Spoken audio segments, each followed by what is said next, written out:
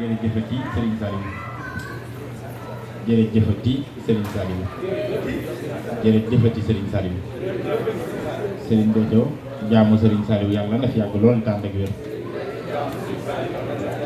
Serigne Béthio jaamu Serigne Saliou yàlla na fi yàgg lool tànd ak wér te di ko jërëjëf moo ngi lay santaat bu baax ci tawfeex gi nga no defalati ba no mën a ànd ak sa jëmm ji tedd ji ci sa yërmande ba fekkee cant gi nuy sant Serigne Saliou fii ci Chicago noo ngi nuyu nag mboolem ñi fi teew ñëpp góor ak jigéen nuyu mbokk daayira bi nga xam ne ñoom lañ fi fekk suñu mbokki taalibe nuyu mbokki jullit yi nuyu képp koo xam ne moo ngi dégg sunu kàddu gi di la sant ta di la ñaanal nga yàgg fi te wér jëwri universel Michigan dama ne naa la ñaan ba xam su fekkee ne mën naa nekk bu fekkee mënta nekk nag waxuma ko bu fekkee mën naa nekk firi mi ngay firi wax ji ci àngale bu ma nee di jaar ci suuf ngir ma bañ a noppi ndax tey dama bëgg a waxtaan lool te bu ma di def ay arrêt day wàcc sama àll nangu na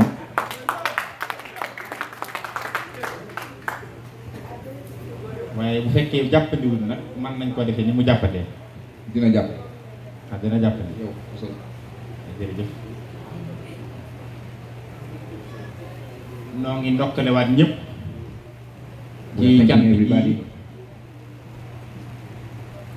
noo ngi ndokkalewaat ñëpp ci cant gi nu bokk ni ngeen xam ne ñun ñëpp ànd nañu daje fii di jaamu yàlla ci jaamu gi gën a mag muy jaamu yàlla loolu du mën a dee ndax kon li ñu dégg wax ci anglais da ngay wax ab chapitre mu góorlu ba fii bi bañ laa rëcc sa at bañ a mel rek res waaw jërëjëf kon nan nga ay man ngaa def ab chapitre waaw mooy tàmbalee mooy di ndokkale ñëpp ci daje gi nu fi daje di def ak jaamu yàlla waaye muy jaamu yàlla gën a mag ci xeeti jaamu yàlla yi muy ak cant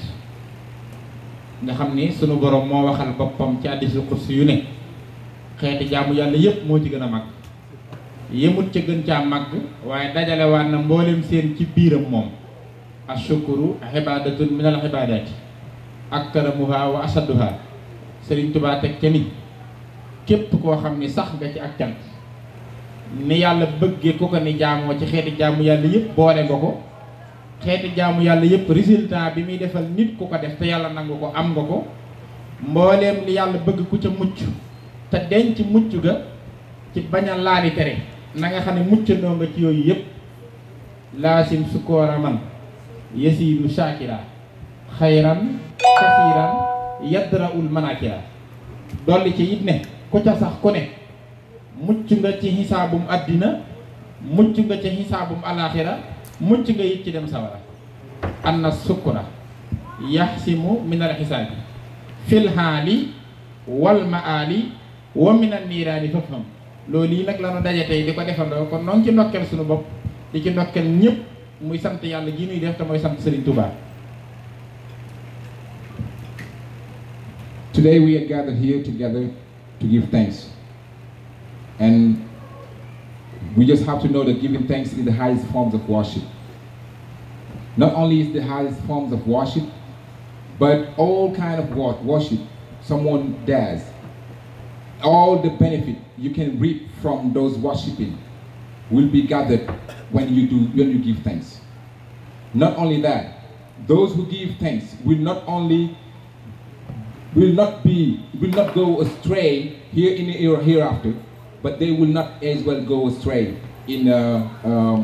living here on earth. So just by giving thanks, you are worshiping God to the highest form, and then all the other forms of worship are included, are inside this action of thanksgiving. nu dugg nag ci waxtaanee kii muy bëgg a waxtaanee mooy Serigne Touba boobaak léegi dégg ngeen Serigne bi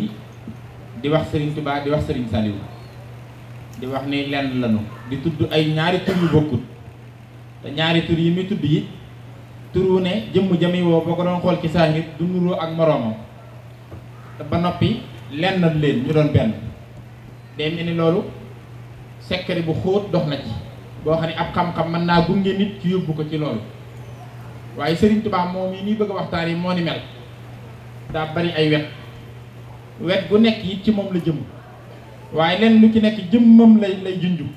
te jëmmam nag di lenn loolu yi nag di jëmmi Serigne Touba jooju yi waxtaane ko du sax ku ni xam moom waaye nag dees na xam ci moom loolu moo lay dimbali nag ci jëmmam ja ba nga mën koo jariñoo loolu yi nag ci lañu bëgg a xoos def ci sunu waxtaan.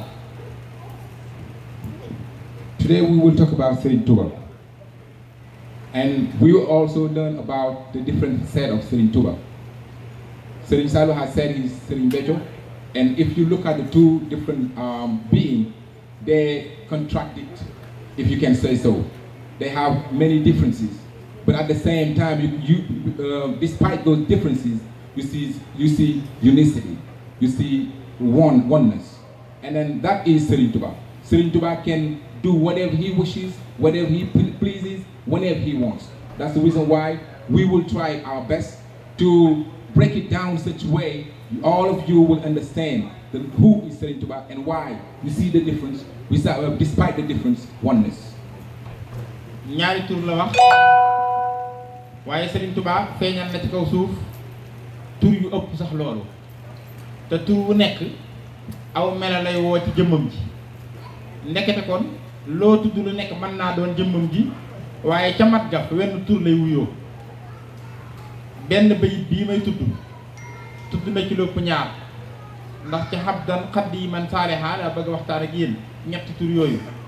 waaye Serigne Touba dani inni lahu habdun wa xillun hebbu wa huwa li xillun wa hebbun rabbu benn bayit def juróom-ñaari taxawaay yu bokk inni lahu habdun man kat maa ngi déclaré ni jaamub yàlla la boo xam ni dama koy jaamoo nu ko kenn mënewul jële ci njaam gi lu kenn amul dinaa yegg ci loolu njaam goo gi ni ma ko defee jur waxillul yàlla takk ma ab xarit def ma ab xaritam xarit goo gi jural ma loo xam ni kenn mësu ko am yàlla weesu la ma ko andi ma ci ñetteel bi mooy wahibbun def ma soppeem xarit nag soppee ko féete kaw borom xam-xam yi dañoo misaal nii boo doon misaal xarit ak soppe ñu ni bu dee dañ koy misaalum saahir misaal ko misaalum baatin ñu ni ci baatin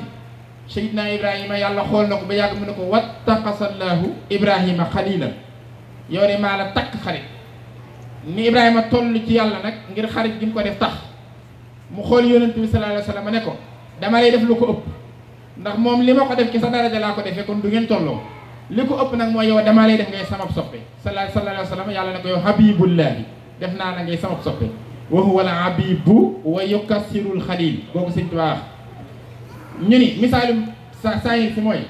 ñu ni mën na noo misaal nit pour mu jege ko xarit mën nañ ko tudde soxna ñu ni soppe nu tudde ko doom ñu ni lu tax ñu ni alxillu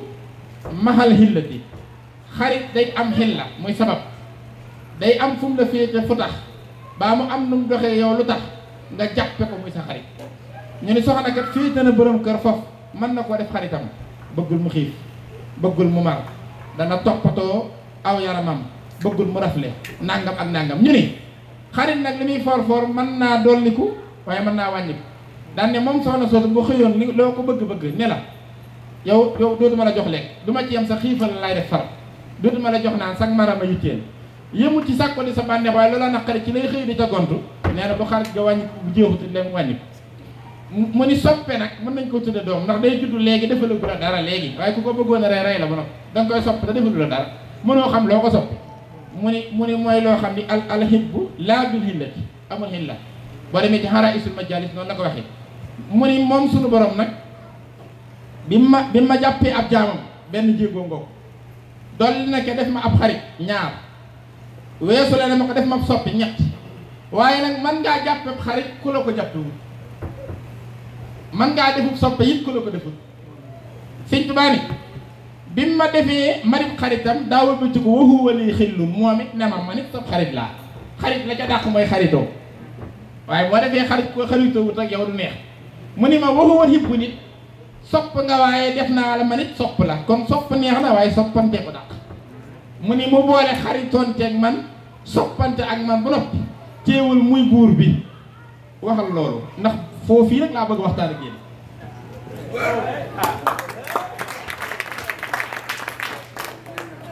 As you can see, you see those two names, but Serigne Touba has more attributes or more things he got from Allah. He has written in the Hasidah, he said, I have worshipped God to a certain point that no one has ever worshipped him like I did. I have taken God to a position no one has ever taken him to that position. Reason why I call myself the friend of God, and I call myself the beloved one. He said, I'm the friend of God, and he is my beloved.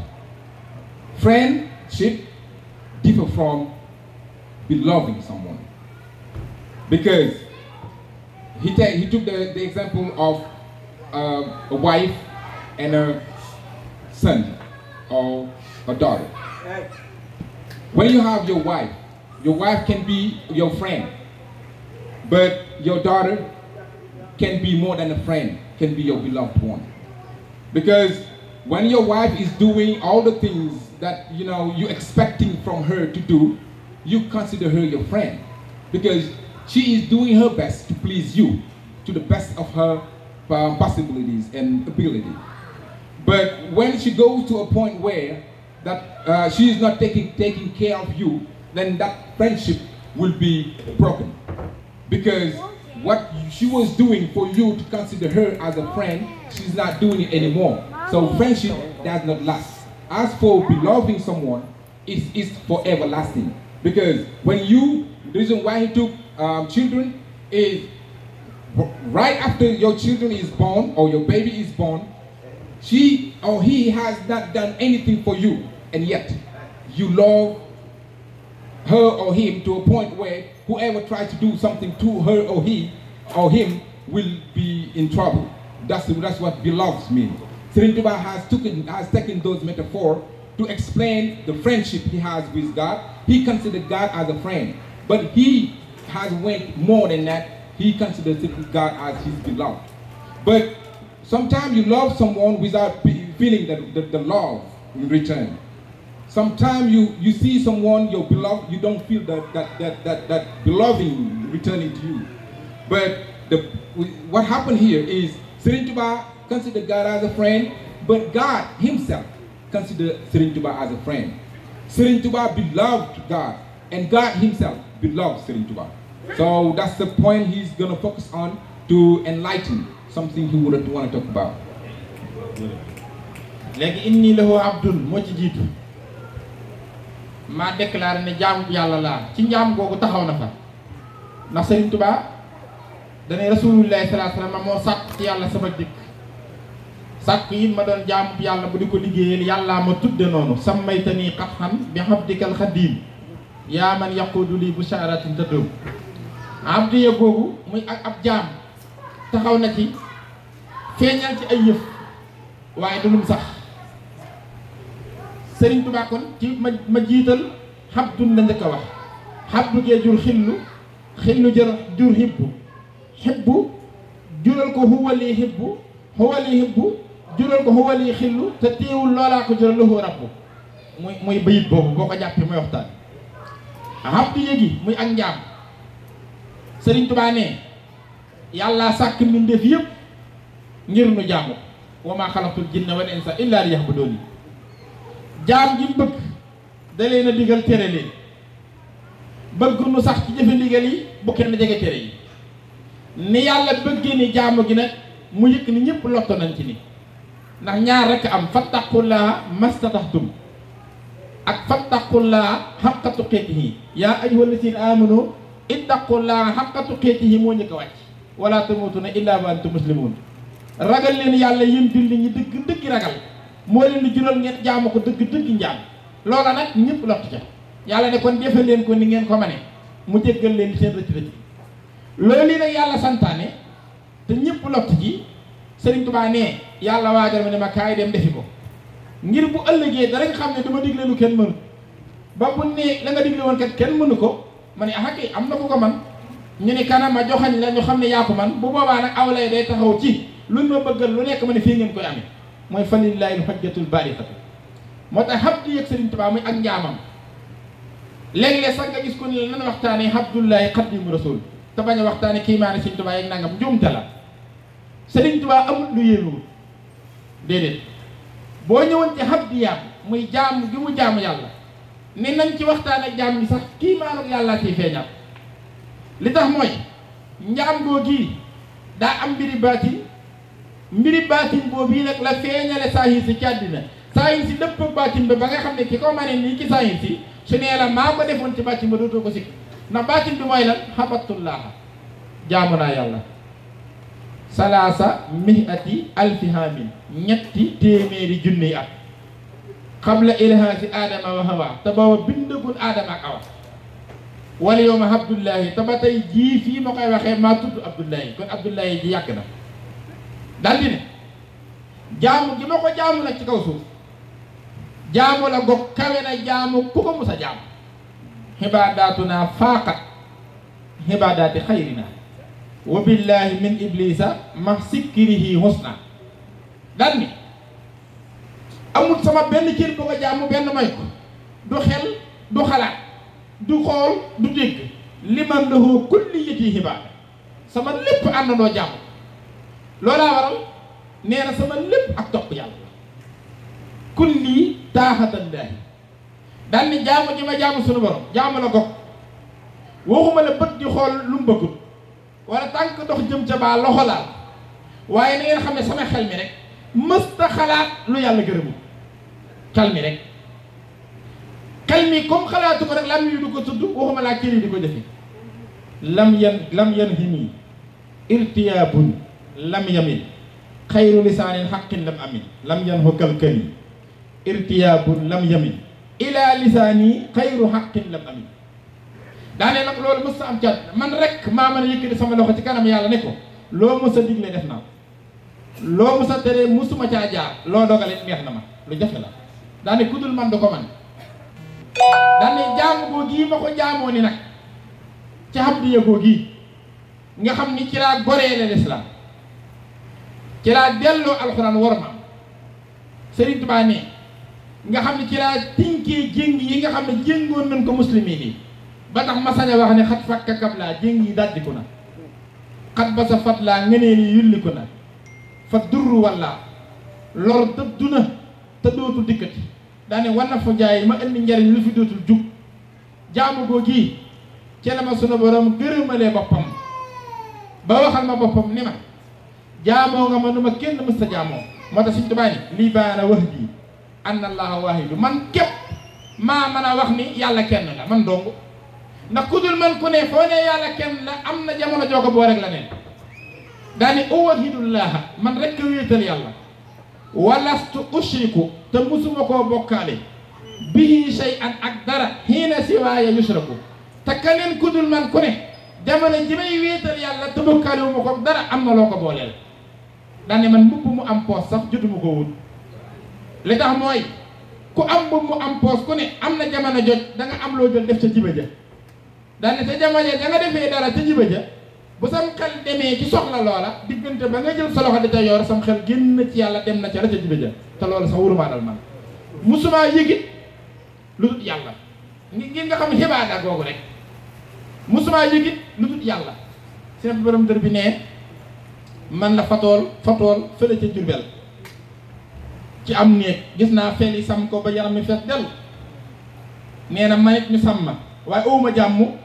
ci faxas leen ak faxee tàqale ko ak ñoom ma gis ko moom yënguwul rafet ma ne ko ndax mbàkki ni ma koy yëgee da nga koo ni yëgewut mu ne ko ah kay ni nga koy yëgee maa ngi ko ni yëgee waaye su ma wakkatoo yëg bànneexu xasan te wëru Tuubaa yëg man lu dul yàlla kenn mës àgg foofu loolu mooy xam di yëg Serigne Touba. Serigne Touba has escalated from being the servant of Allah and going up and up and up. But he focused more on being the servant of Allah. I'm not going to use the word slave, but because it would be kind of negative. But I would rather use servant. Serigne Touba considered himself as a servant of Allah. And then he considered himself as servant of Allah a way nobody can even, after seeing Serigne Touba or after following Serigne Touba, after watching Serigne Touba, will consider or see himself as a servant of Allah because of what he did for Allah. He said, Allah has created man and jinn to worship him. And then that worshiping is for him to balance and make sure he rewards those who worship him and punish those who don't. But the way he wants mankind to worship him, he has not seen someone who could worship him the way he wants. And that's the reason why the Prophet Muhammad kind of asked Serigne Touba to come on earth and worship God, to teach mankind that it's possible to worship God, even though the way he worshipped God wouldn't be reached by any of his creation because of the uniqueness of Serigne Touba. He said, Serigne Touba, the reason why his worshiping is unique is because of what he said. He said in a Hasidah, I have worshipped Allah 70,000 years before the creation of mankind, before the creation of Adam. If he worshipped God 70,000 years before the creation of Adam, then his worshiping cannot equal the worship of creation because his worshiping prevailed on mankind worshiping before creation. He said also, for those reasons, when the Prophet Muhammad asked him to come and worship Allah, he came and then did it such a way that pleases Allah. That pleases Allah such a way he received some other benefit from that worshiping. That's the reason why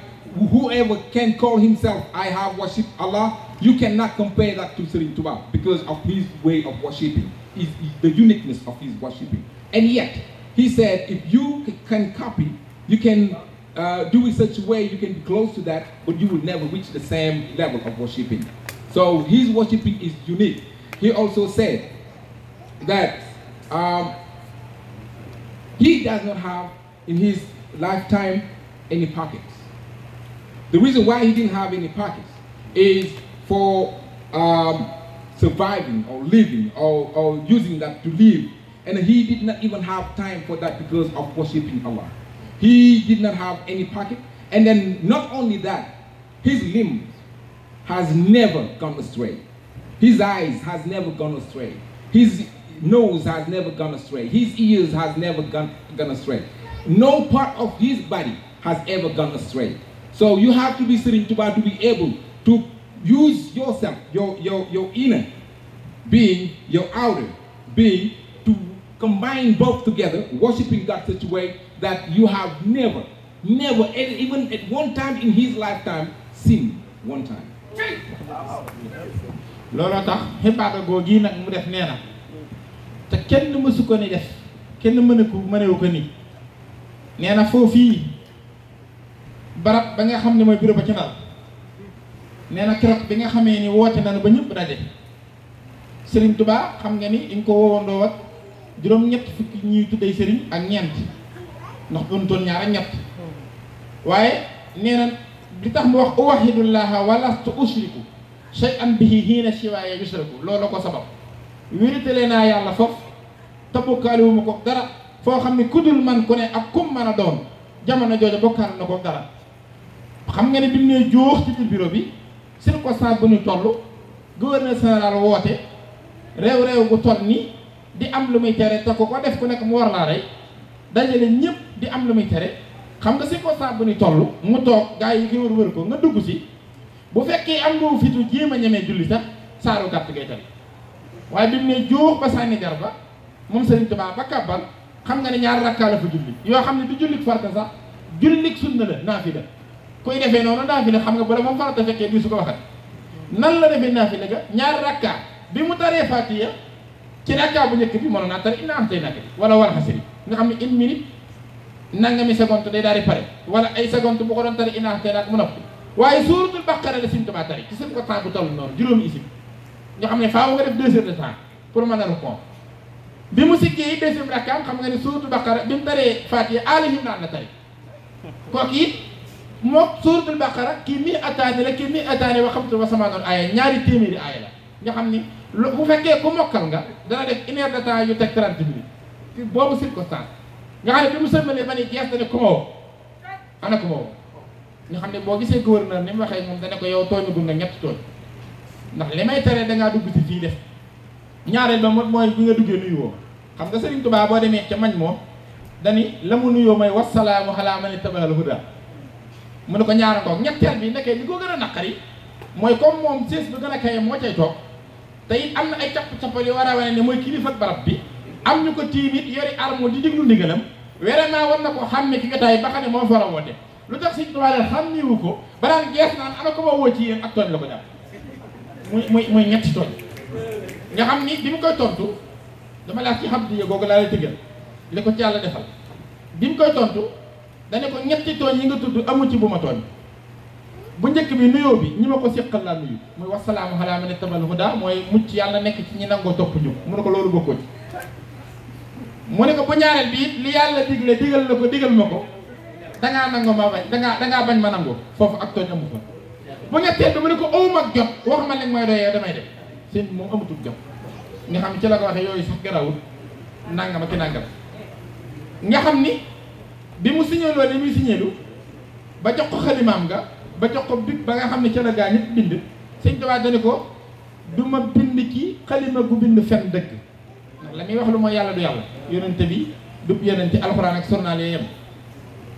bi mu waxee loolu mu ne ko léegi looy binde Cheikh Ibrahima Fall Baol Mouridina ca la ko joxe xalima boppam gi nga xam ni bokkut ak xalima yi xalima la goog fu mu ko jëlee aras jaayu kursi yu jaayu malaaka ya sàbbal xam nga googu xalima genn xalima la yàlla mooñ ko bas yonente bi ne ko defarul gaaw sañ waajaa ñu ñëwal ci abdahaka rasulallahi min jinaaji la wax isa katabtu tasahar su baaxi wa sabbahat malaayikul jibaat mu sëppal ko ci daayi boppam da nga xam ni daala jot nee na ñi dee ci yoonu yàlla ñëpp seen deret jaag daajee tolloo maqaama maa ubbi daa di kat imaa shuhada fii xasawaati man bi faw si sahida Sëñ Tuubaa nee na keroog laa bind lii tax l'islam gore keroog laa bind lii tax yàlla ne ma ak jaamu yaa ci man waaye dinaa la ko defal lu ma defalul kenn loo xam ne kenn du sañ ne lu tax nga defal ko ndax ko wax rek man la ndax def nga lim def kenn du tontu yaa ngi dégg mu ni lim signé mooy raditu billahi rabban wa bil islami diinan wa bi sayyidina muhammadin nabiyyi wa rasulin lu mu ko teg wa bil qur'anil karimi hukman wa dalilan daan ne bismillahi rahmani rahim qul huwa allahu ahad allahu samad lam yalid walam yulad walam yakun lahu kufuwan ahad wéetal yàlla nee na ca saase booba fekk na bi muy dugg si rek l'islam yàlla defaloon na ko jëmm ak alquran ñu daw song ko laxasu ko ñu doom di laxasoo yaayam jum gis tamin ko al Sëñ Tuubaa ko bind de farra liyal kitaabu wal islaam wa hinda jundillahi la ulaamu farra daw na waxut dox na de kii dox daan nag sagoom daw na la wax ku daw mu ni bala maa wax ki daw damay wax fu mu daw jëm booba xam nga tubaraaki am na farra daw na lii jëm si ci man kooku mooy maf'uulun bihi mi mooy complément bi yéen a jàng loolu verbe si c'est complément Sëñ Tuubaa bi mu ne farra loolu mooy verbe bi avant muy indi siise bi dafa wax ni liya damay wax complément bi dafa daw jëm si ci man ku def loolu mu ne alkitaabu faahim la jëmmi alxuraan moom dong mu ne wal islaamu haatifun wa mahtuf la mook lislaam ànd daw wutal si man nañu yow rek lan dese boo na teggee loxo kenn dootu lu ko teg Sëñ Tuubaa ne li ci gën a doy waar jamono jooju jundullaahi muy kuréelu bi yàlla bépp ñoom ñoo nekk ci tribune bi di war a seetaan terrain bi ñoom nag ñëpp a ngi ne yott kenn mënti téye sa bopp waaye xam nga ko man nooy def ni Sëñ Tuubaa def nee na avant may tontu alxuraan nag l'islam waa tribune bi laa waxal mais na seen xel dal de te xam ni ñii liñ bëgg maa ko man te dinaa ko def bu kenn tiit mooy waxin la jundillahi la ulaam nee na foofee nag bi mu defee loolu yàlla dafa yebal Jibril na ko demal nga def tawhid mi nga xam ne maa ko wàcce tawhid mooy xam-xam bi ñu wéetale yàlla yàgg ngeen dégg di ko jàngale Sëñ Tuubaa di ko wax nga xam ne tawhid ci la ñuy topp suñu borom Sëñ Tuubaa ne yàlla ni ma may naa la jëmmi tawhid yaa ko moom benn malakani rabbiya tawhidal ahad kañ muskaana lii bi qul huwa allahu ahad yàlla may na ma jëmmi tawhid kañ la ma ko jox mu ne keroog bi nga xamee ni wéetal naa ko ca bind xul huwa allahu ahad ca barab ba yàlla ne ma yëm ma foofu xabdiya gi nga ma jaamoo te kenn musuma ni jaamoo xibaadaatuna faaxat xibaadaati xëyrinaa tax na jëmmi ak jaamu sax foofu naa la ko may te jaamu ak résultat ya may joxe jëlaale ko moo tax Sëñ Tuubaa ne wahabtani sunnata may na ma jëmmi sunna moo yoon wi ngay jaar pour jaamu yàlla wa sahaada ak texe mi nga xam ne moom la ak jaamu di jur su ko yàlla nangoo ci yërmandeem wal hilma ak xam-xam bii lal jaamu gi ndax jaamu ba aluta xam-xam yàlla soxalu ko wal xamali xam-xam ba it boo ko jëfewul yaa ngi maamu sa téere yem waaye wal xibaada ak jëmmi jaamu moom yi boole yooyu da ko détaillé boole ko muy benn angura mu jox ma sunna boo ci jaarut doo jaamu waaye sunna ba aluta xam-xam doo mën a jaamu xam-xam boo jëfewul doo ko mën a jaamu xam-xam bu àndee jëfee sunna boo ko jaamoo yàlla nangu ko li muy jur mooy taxe suñu borom ne ko dajale noonu naa yooyu joxaloon la ko ndax ni nga ma jaamoo kenn musuma ni jaamoo looloo tax mu ni li man la kulliyati xibaada sama lépp daa àndandoo jaamu yàlla ne ko kenn mus sa ni jaamoo moo tax xam bii sama cant jug ne ca kaw ni jaamoo naa ko ne ko kenn mus sa jaamoo yàlla tegal na ma ci ni waman xaala fa nii abada moo tax tey jii bis ni tey ku wute teeg yow al xam di yëgaa bokk. There is one historical event that happened during Serigne Touba's life, and it happened in St. Louis when the governor called upon 84 Muslim scholars to respond to his call, and the call was to deny the existence of the Quran and to denigrate the Prophet Muhammad, and to sign it on a paper, ratify it, and then so for the governor to confirm his supremacy over all those different Muslim scholars. When Serigne Touba he came, this is just to show that he has worshipped such a way no one has ever worshipped. Because when he first came in, the governor was very powerful. He was very powerful, and everybody feared him. But when Serigne Touba came, to kind of show no interest in his call, he started to pray. And as you all know, he prayed 2 rak'ah over there. So most of the time, when he was in a hurry to answer the call, he would just, shorten the prayer, make it really, really short. But he did not do that, number one. What he did is, he started the first rak'ah with the Surah the Cow, Baqarah, which is one of the longest surah in the Quran. It can take up to 1 hour 30 minutes if you just want to, read that surah, if you know it by heart. So just to show the governor that he was less or least interested in his call. The second one, he, instead of making it short, he took Al-Imran, which is another long verse that could take 1 hour and 30 minutes. And then when he was done, the governor was mad, because he said, you have done me wrong 3 times. The first one is, you got into my office, you did not even greet me. And Serigne Touba responded, I have greeted everybody, but that greeting goes to those who have consideration to Allah. That was the first one.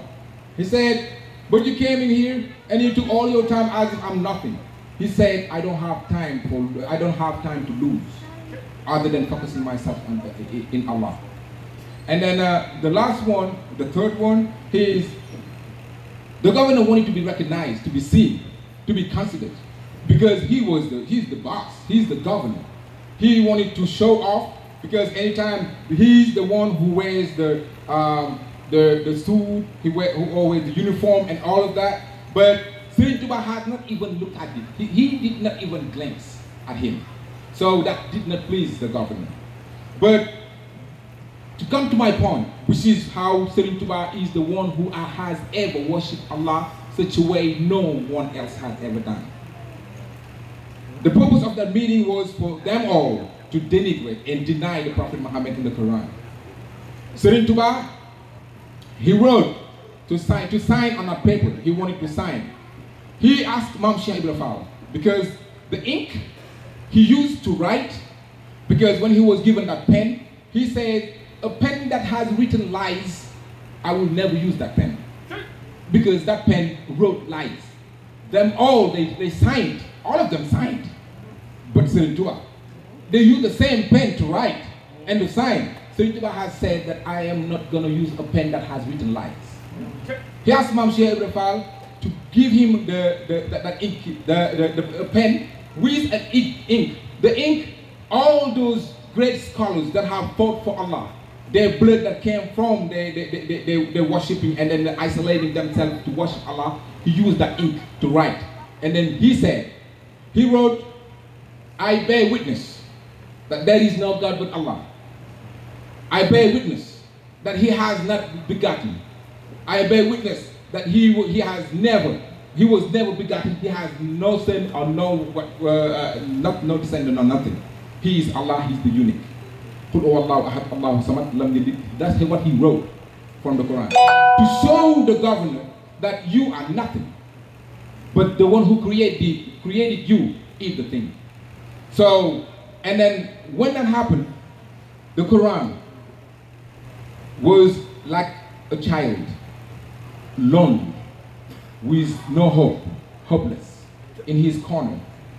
And then Islam also was like a child, both of them, crying, shedding tears for desolation, because there was nobody to protect them. There was nobody to fight for them. Serigne Touba, when they went and hugged Serigne Touba, and they said to Serigne Touba, the Quran and Islam, you are our only hope. If you let us, if you don't help us, Islam will disappear in Africa, in the world. If you don't help us, we will not have any meaning anymore. That when Serigne Touba, what he did that day pleased God so much that God has said to him, all those who worship, since this is about worshiping, because they did deny God, right? So all those who worship, the benefit they reap from that worshiping, Allah has said that I have given it to you, Serigne Touba. All those who worship, and then hoping to be rewarded from that worshiping, the reward of that worshiping is given to Serigne Touba. All those who pray God, the prayer they do, the metaphoric, meaning of that prayer, it belongs to Serigne Touba. It was that night Allah gave all those things to Serigne Touba because Serigne Touba was the only one who worshipped Allah the way he wanted him. He wanted the creation to worship him. That's the reason why whoever does not stick to Serigne Touba is the real loser. Léegi njaam googu nag nit bu la defalee li nga bëgg da ngay sañ ne ko ma neexal la ndax bëgg naa ci yow diggal Serigne Touba ni muy jàngale jàppal lu Serigne bi de mu ni léegi yàlla ne ma nag daa am yu ma la bëgg a neexale ci ni nga ma ni jaamoo wéetale ma ni te kenn musuma ni def mu ne ko mu ne ko yooyu jëlal li ma ne njëkkam neexale mooy kenn moomul boppam ku ne damaa tere nga topp sa nafs ndax nafsu day jëme nit fu baaxul war na xam nafsu anil hawa fa innal jannata hiya al-mahwa bis ni te yow may naa la sa nafs yow yaa ko moom benn loola neexatu lu nekk mooy aw yoon ci man Sëriñ Tuubaa ne malaktu nafsiya muy benn wa saxsaxtu lahi iblis la ñëpp yi daw def naa ko bis ni tey mu lay daw muy ñaar mooy wa saxsaxtu lahi bànneex maa tere ko topp wala tatabihil hawa fa yudillaka an sabilillah ndax day réeral nit ci yoonu yàlla topp lu la neex ndax innal lazina yadilluuna an sabilillah ku réer wilif yoonu yàlla lahum asaabun sadid mbugal mu rëy da koy ñeel bi maa nasoo yawmal xisaab bis peñ bis ni tey yow def naa sa bànneex moog sa taalibe yee yem dalay topp ni la sa taalibe bu gëm dëggal toppe suñ bi ne wan xaadiril hawa muy baneen mu ne ko jëmmi addina may naa la ko moo tax Sëriñ Tuubaa ne malaka ni dunya mu boole ko ci uxra sama bi mu ne ko mayaale naa leen kenn ku ne moomoo sa bopp kenn ku ne da nga doo dégg sax ku faat danaan yàlla mi ko moomoo ko jël Sëñ Tuubaa diglul nee na yàlla ni ma may naa la sa ruu yow léegi sëqtuma ci yow dara may naa la ya saw yaram sin bi daane tayabtali ab xaytanii tayabtalil asmaana wali wahabta ruuha wal gismaana yàlla moom yëpp waaye bi moomee lépp daa am yoo xam ne da leen a moomoo gën caa fisal ak moomeelam yooyu foo ko tuddee dañ koy dàkkantele yàlla moo tax daa ànd ak turam yooyu mooy yu mel nan fi ne boo nee alxuraan da nga naan kitaabullahi boo nee lislaam inna diina hindallahi ngay wax da ko wax lislaam da nga naan diine yàlla ji boo tuddee alxuraan téerub yàlla bi ngay wax suñu borom ni ko ci neexale la tax na may naa la jëm ji alxuraan may naa la it jëm ji lislaam ngir ni ko di sàmm lu tax dama laa takk ab xarit maa ngi ci xillu ma hibb def la ngay sama soppe te ab xarit ka mu xaritoonteel akub soppe ka mu soppanteel day wane preuve yu wane ni xaritoo na ak moom ak preuve yu wane ni soppante na ak moom yéen sax yéen a jàng yàppaa d'amour mais kii y a des preuves d'amour mu ni ko ay preuve ngay wane yu wane ni bëgg nga yàlla de ko comme nag damaa déclaré dama laa def sama xarit def la sama soppe léegi damay wut nag ay dalil yu ma wane àdduna ni sama xarit nga sama soppe nga te man mi ngi ko téqal nag ñëpp xam na ne maay kenn ki léegi yii nag moom maa ko moom kenn ko ciwu ko man léegi jëlal alxuraan ma may la Sëñ Tuubaa daal ni malakanil xuraan tam lii kan ya doom moom loo na ma alxuraan moom ko sax dak mu mel dañ koo laaj ne ko noo def ba moom alxuraan te alxuraan yàlla ni kenn moom ko guddul moom mu ne li am na nii parce que ngir man nee na xillun ab xaritam laa wa hibbun tëdib soppeem waxat di damaa jàppe xaritama ko soppeem di leen wan ni xaritoo naa ak man di leen wan ni soppante naa ak man tax na jël na téerim bi may ma laa boobu laamu xilla la laamu ko lañ tudd laamu taxwil man la kanil qur'aana tam lii kan yëddoom li am na nii ngir li am na nii xillun wa hibbun wa xadim may na ma lislaam ngir nee na sama xarit la sama soppe la ngir dëggale ko xaritooge soppante gi nasaxali lislaam ak hinda xurbati la dal jasaa'iri muniiru turbati lislaam ñaari xaaj nga sariixa ak xaqiiqa sariixa mooy li téere yi indi ñu mën koo jàng ñu mën koo bind la tàmbalee aadama ba tey moom la téere yi doon jàngale alxuraan da ko matal Sëñ Tuubaa ni as-sariixatul mutahhara maa fil kutubil munazzala xaqiiqa nag mooy baatinu sariixa mooy baatinu lislaam moom ñaar ngay boole mënoo ko tudd diine lislaam moo tax diine du sariixa rek daa boole sari ak xaqiiqa Sëñ Tuubaa ni wala xaqiiqatul munawwara xaqiiqa ji nga xam ne moo complété sariixa diine doo ko mat nee na loolu yi maa sabata fi lawhil mahfuus yàlla nga ko saxal ci àlliwaam ji di lawhul mahfuus téere du ko andi ndax téere jotu ca daan ne ñoom ñaar ñëpp nag mu boole noo ko may ma ngir dëggal ni sama xarit la sama soppi la maddaliya sarihatul mutahara man xaada lil haqiqatul munawwara léegi yàlla joxoonoo na ko yooyu ngir naan day wane ni ab xaritam la ab soppeem la jàppandil loolu léegi kon maa ngi ci xillun wa hibbun mi ngi yéeg nag topp ko jóge na ci inni wahabtun wa xillun hibbu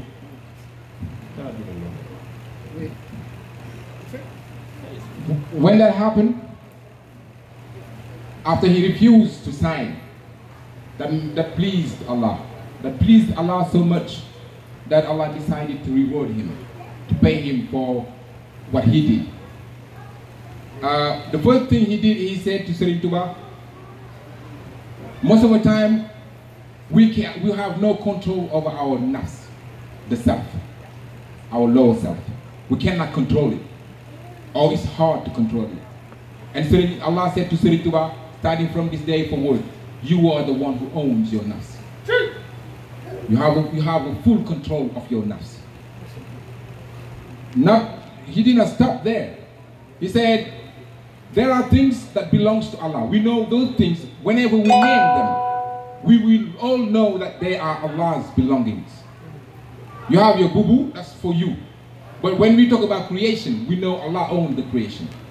When we talk about the world, we know Allah owns the world. And then he said to Serigne Touba, starting from this day forward, I have given to you the whole world. He said to Serigne Touba that I own the soul.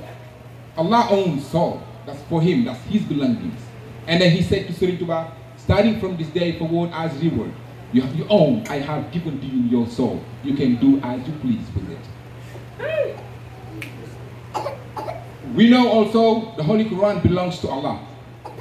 because that's the book of Allah. And then he said as well, I have given to you the Holy Quran, the Kitab, the book, belongs to you. Islam also is Allah's belongings. Those are things we know when we name them. No one will deny that they belong to Allah. Allah has taken all those steps and gave it to Serigne Touba, Islam. And then he said, the reason why I have given all these things to him, he is my friend and my beloved one.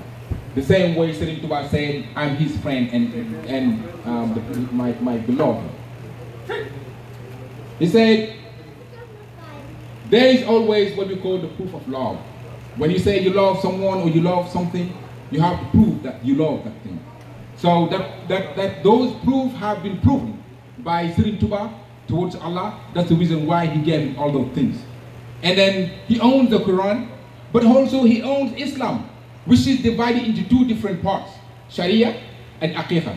Sharia, they are laws and regulations given by Allah to live in harmony in a society, right? He said the Sharia belongs to Serigne Touba. He does as he pleases with the Sharia laws. Aqiqah, most of the things that come from Allah, they are sometimes written in a hidden book we call Lawh Mahfuz. And then most of the hidden things, those we don't see, we can't see or grasp, are called Aqiqah. Serigne Touba, Allah said to Serigne Touba, I have given to you Islam and Aqiqah, Sharia and Aqiqah. You own the law, you own the inner of Islam, and you own the outer of Islam. He also said to him that I have given to you all those things because you are my friend and my beloved one. nga xam ni léegi yàlla ne ko damaa bëgg a weesoog yow foofu te dama ko bëgg a taxante nga yegsi ndax foofu mulk la ba tey léegi àddina ak àllaaxira li nga fi bëgg lépp jël ko ma may la te nga ñëw mu ne ko na ma yonent bi tànn lu mu tànn rek doy na ma loolu andi malakani dunya wa uxra samadu mu ni maa hindahu lixtaarahu muhammadu àdduna ak àllaaxira yàlla may na ma ko la ma ci yonent bi tànnal lépp na jël naa ko yàlla ne ko jëlal loola ngir ma fësal ni sama xare nga sama soppi nga dëggal tawhid ji Sëriñ Tuubaa jàngale fi ne yàllaa ko moom la lay wax nga naan waaw mën naa may na ma ko fi mu ne boo ne yàlla mënu ko rek yaa bokkaale fi mu ne ndax yaa wutal yàlla lu mu mënul gis nga ni muy dimbalee nit mu ne ko jëlal yooyu ma may la mu jël ko ngir dëggal xaritam ak soppeem mu ne ko nag léegi dama lay invité ngir nga génn nag mulku léegi muy yëfi àddina yi di saa yi invité gi li ma ci jublu mooy wan la fa ma lay yóbbu présenté leen ngir ñu xam ne yow mii sama xarit nga sama soppe nga nee na bi mu ko jëlee mulku fi mu ko yóbbu mooy fan xaddara ba luy xaddara mooy fa gaa yi nete fa dooli gaayaan damay dem paye ponkal yàlla yi góor yàlla yi ñii ay wàllu yu leen tudd ñii ay xutba leen tudd ñii ay lawtaat leen tudd ñii ay nuxabaawu leen tudd am te ñu tudd ay yonent kenn ku ci nekk daraja jëla yàlla jox am na ci ñoo xam ne ay malaayika lañu ñoo ñooy regee ci xaddara ba moo tax nanuy teewee bokkut groupe bu yonente yi fa yonente ya wàllu yi nga xam ni ak buñ ci kumal fa wàllu yi ak buñ ci kumal alkumalaaw ñooy bokk groupe aqtaab yi mën a yilif jamono ñoo bokk groupe labdaal yi bokk groupe yonente ya bokk àdduna sax misaal la loolu assemblée député yaa fa ne waaye conseil des ministres yaa fay teew fenn fu ne ak dafay teew yàlla la ñuy jéem a roy ci loolu te duñ ko jox pays ba noonu la mel Sëñ Tuubaa ne yàlla ni ma léegi comme àdduna yi ma moomoon yëpp mooma la naa la ko nga dëggal ni sama xarit nga sama soppi nga dama lay invité nag fii nga xam ne fi la gaa yi ne ngir présenté la sama gaa yooyu yi ba nga xam ne sama xarit ñëw na sama soppi ñëw na bi nga xam ne moom a jaamoo nu ma kenn mësta jaamoo ba kenn mënatut a jaamu ko neex ma te lu dul ne moom jaamu gi da koo neex ba noppi wahaba lil akramu ma asaw li annahu yafalu ma yashaw léegi nag mu yóbbu ko fa Sëñ Tuubaa ne dama yegg see xam nga lu mu wax barab baa ngi ñii nangam ñii nangam ñii nangam ñii nangam lu yóole ko ñëpp ma nopp daane na ñëpp nopp mu ni kii nag mooy Abdullahi sama jaam bi ma jaamoo nangam ak nangam moom mii nag laa def sama xarit di sama soppi Sëñ Tuubaa ne sabata rabbiya xalilallahi billahi sarmadan habiballahi yàlla saxal na foofee ni man mii ab xaritam laa giñ naa ci yàlla ni saxal na foofee ni faw yi ab soppeem laa mun leen nag loolu tax na barab bi ngeen daje yéen ñëpp bis ni tey def naa ko président barab bi moo jiite ñëpp yëmu ci jiitaleen waaye kenn ku ne ci yéen bu ma tee folli mooy folli bu ma tee dolli mooy dolli te la ngay def ban foll la moom moo koy décider la ngay def it ban doll la moom moo koy décider Sëñ Tuubaa bind loolu li dama la wax tey naa la wax ko ko si bi bind wedd yee bari jaxal la nillahu xaddiimal hadrati wajaadali jàlla bi hifsil hurmati ma firi loolu nga firi dañuy jaxal la nii def na ma ku la ko def allahu yàlla lan la def xaddiimal hadrati may aji jiite péeri ba may président ba jiite lépp yow ma ci jiite ko waaye wajaadali jàlla yàlla dollil na ma ca bi hifsil hurmati maay wattu orma ya kun war a dolli nu dolli kun war a folli nu folli ku doxatul ak sunu mbir ñu ni na wàcc waxal loolu.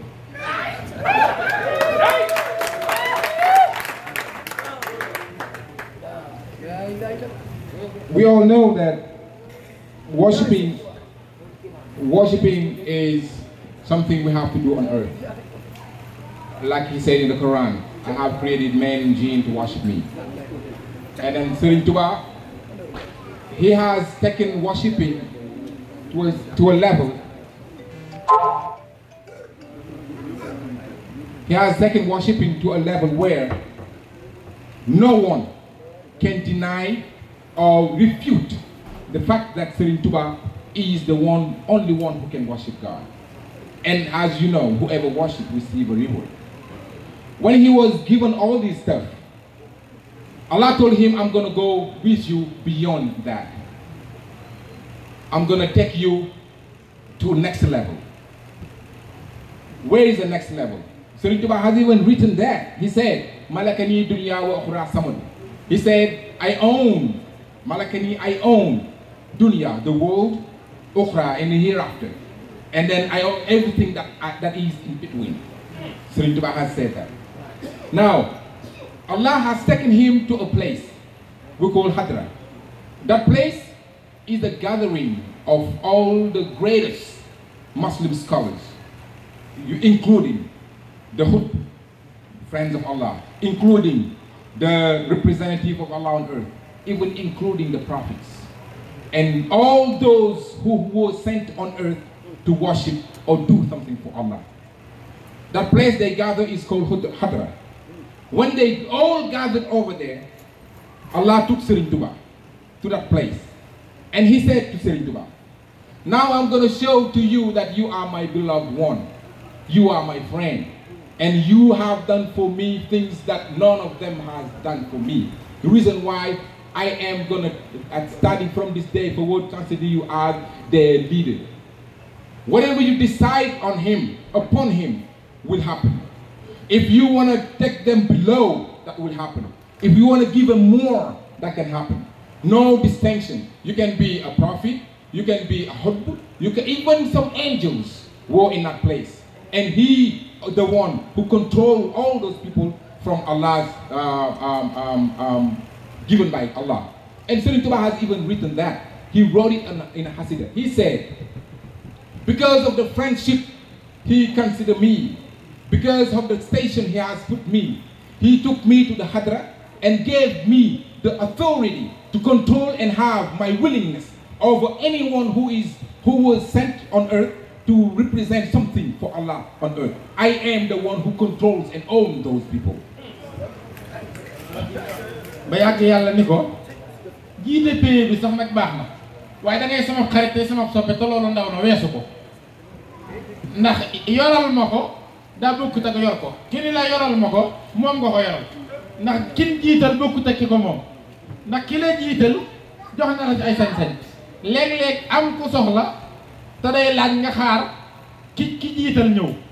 nga wax la koo ko wax mu joxe réponse nga joxe ko comme ba tey am na tëm nee na yàlla ni ma da ngay sama xarit tey sama soppi may wut preuve yaa jiite mbir mi waaye weesul jiite ko bis ni tey moome ko ni ma ko moome ba sañ ci sañ-sañ bi ma ci sañ ba tax na léegi amatoo ci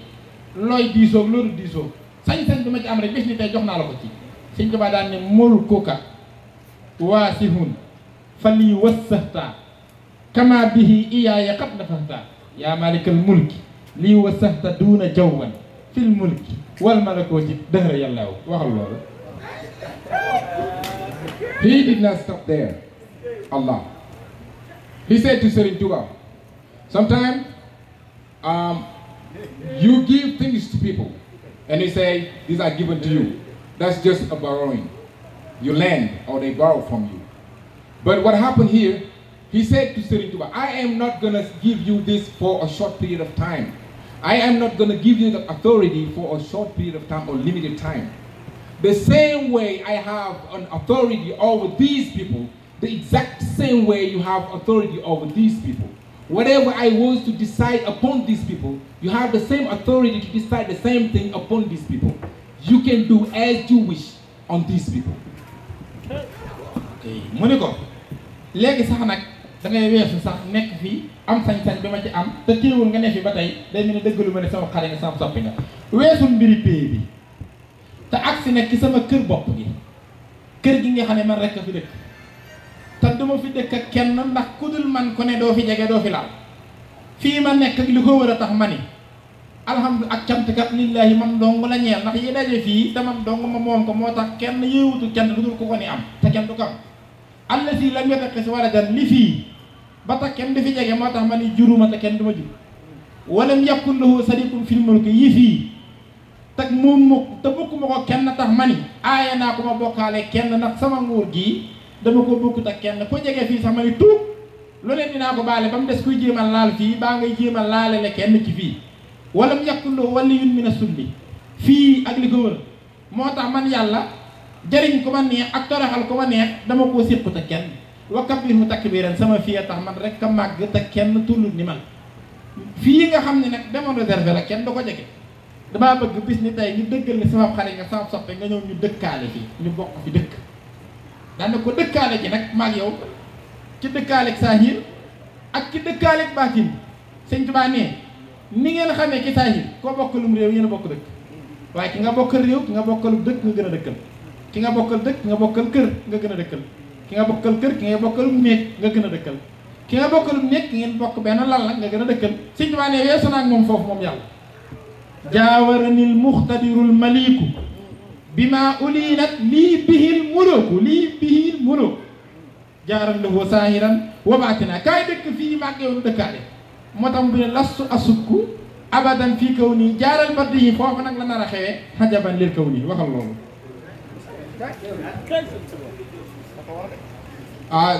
to just real quick wrap it up, we know he said he gave all the belongings on earth to him. He gave all those people that live in the Hadra. So he was escalating from going on top and top. Next things that happened is when he gave all those things to him, he said, now I am going to do something else for you. This is my proximity. This is my place. This is what I own. I will not tolerate or accept someone who will get put or get into my proximity. Because we even know that he will forgive all the sin except for shirk, or trying to find him an equal, or trying to take someone to that place. He will never accept that. Allah has said to Serigne Touba, now I want you to be my neighbor. I want you to live in my proximity. And that's not just like proximity, living in the same area, breathing the same air, being in the same space and time, but it's more than that. Because you can live with someone in the same country, but the one who lives with you in the same district is closer to you than the one who lives with you in the same country. But the one who lives with you in the same street is closer to you than the one who lives in the same district. The one who lives with you in the same house is closer to you than the one who lives in the same street. The one who lives with you in the same room is closer to you than the one who lives in the same house. The one who shared the bed with you is closer to you than the one who lives in the same room. He said that he will go beyond that. They will merge their being together to make it one.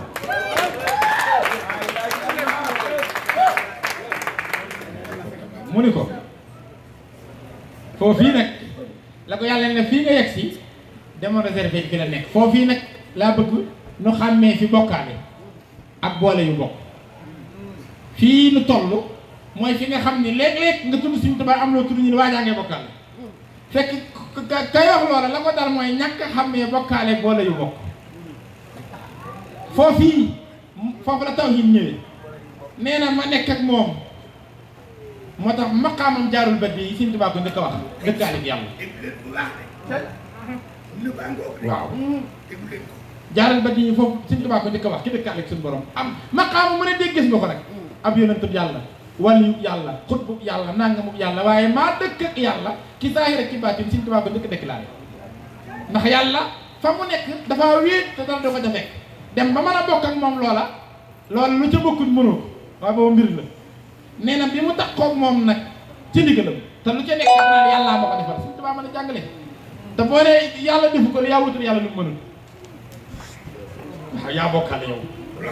bloqué na ñëpp te namul foo jaar mu ni ma nee na mu ni ma léegi nag fii nga yegg si nag misaal mu ne ko xoolal armuwaal bee gis nga boo ca demee demal visité ko ndax sama xare nga sama soppe nga yëre yi ci nekk yëpp tegle mbub mu ci nekk li muy firndeel mooy man yàlla rek kay yàlla te kudul man it doo yàlla xeeti mbubb yi dajee fee moo tax may aaye du ma bokkaale ak dara ndax ba ci nekk dama caa wéet mbubb mu ca nekk ëpp na mbindeef yàlla rek la jëm yow nag da ngay sama xarit sama soppe ma taxoo yow ba fii ma bëgg nga dem visité loolu Sëriñ Tuubaa nee ma dem seet bi mu ubbee ci gàttal mbubb mi muy njëkk a jot waa sharihatul islam yi ñëpp lañ diglu fekk sunu borom signé mbubb moom boo ko dem misaal tey mën nga ko tuddee jasneer ah jasneer la mii mu bay man mu ne mii kat moom laa jàngale ca sama alxuraan de saar wu ni wax suuratu Faatir di ca dëggal ni man yàlla rek kay yàlla te ku dul man doo yàlla moom mi ëpp na ku dul man dama cee wéet ak moom ban la mu ne wa maa kaana allaahu li yuhjisahu min shay'in fi samaawaati wala fi ardi innahu kaana aliman qadiira yàlla képpay kok dara lu tëlu ko tëlewut dara man na lépp amul dara lu mu tële yàlla moom mii asamaan ak suuf ak la ca diggante ba amut lu mu fi tële te lu ko neex def yàlla moom mii nag mooy ki xam lépp xamam nga daj fépp waaye mooy ki man lépp manam nga daj fépp ku dul yàlla nag mbubb moom ëpp na la Sëñ Tuubaa nee man est-ce que bëgg a teg moom mi mu ne ma waaw yow da ngay sama xarit sama soppi nattal ba xam nee na ma natt muy am ci man képp jàpp ma lool yàlla ni ma jëlal ma may la sëñ bi bindu loolu akramtani ikraama man laa yuhjisu xan mum ci nin maa wa hidaaya hajatu waxal boobu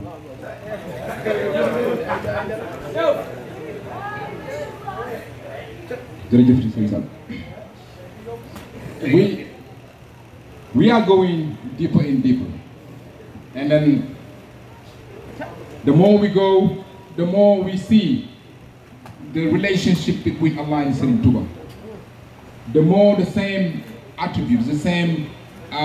things, qualities are given to them as unique as one. He said, when that happened, we know Allah can do anything. He can do anything He wants without asking for permission. He said, He took Sëriñ Tuubaa into a place. That place, if we were to use the metaphoric statement, saying that Allah has a wardrobe where He put His clothes. That's the metaphor.